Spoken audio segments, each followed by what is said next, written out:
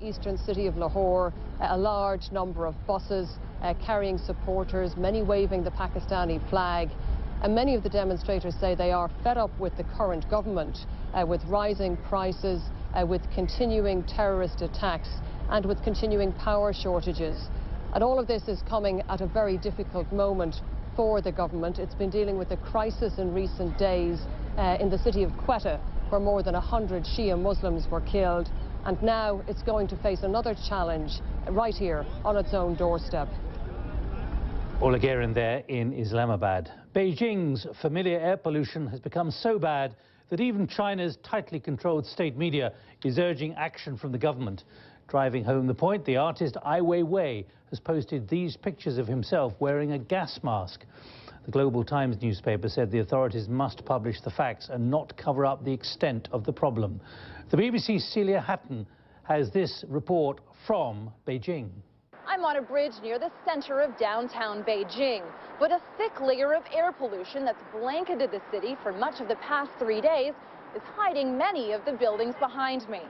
It's the start of the work week in Beijing, and many of the city's 5 million vehicles have returned to the roads as usual. But many residents are choosing to heed health advisories, and they're staying indoors to protect their lungs. Sales of air purifiers are skyrocketing. The city's officials say they're doing what they can to combat the smog. Some factories have been ordered to reduce emissions, and dusty construction sites are being sprayed with water. But the truth is the city's government can only do so much to reduce the smog here, since much of the air pollution has blown in from the provinces surrounding Beijing, with their coal-fired power plants and dirty, polluting factories.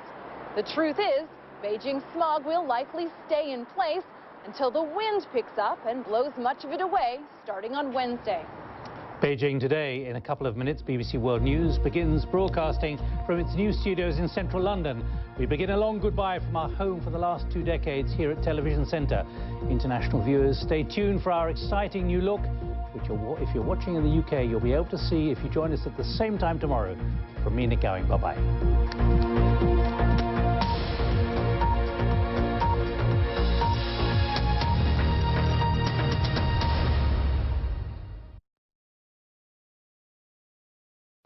Well, let's take a look at what Mother Nature is up to right now and across the United States. That icy, frigid weather developing.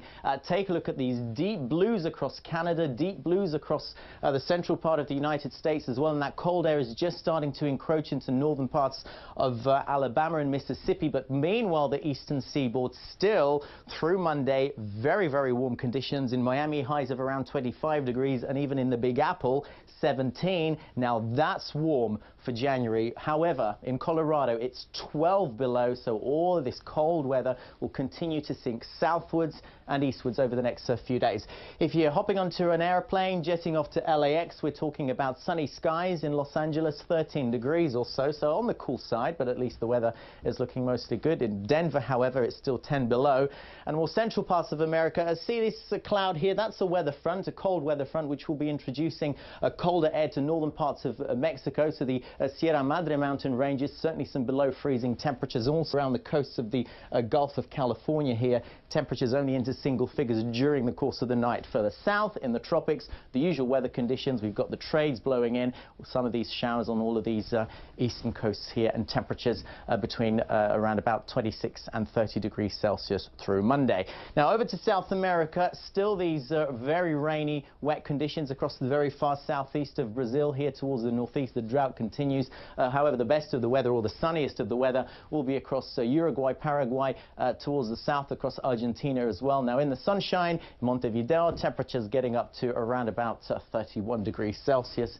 Towards the south, more like 15 in that breeze. Now here the international travel hubs then. In Lima, 25 degrees. If you're hopping onto an airplane heading off to Buenos Aires, it's 31, and there'll be some showers around in Santiago. It looks as though it'll be mostly cloudy. And that for now is your weather.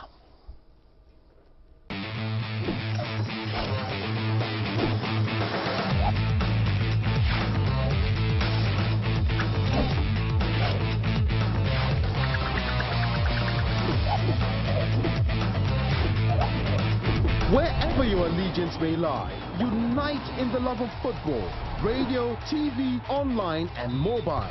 The Africa Cup of Nations on the BBC begins 19th January. Love African football.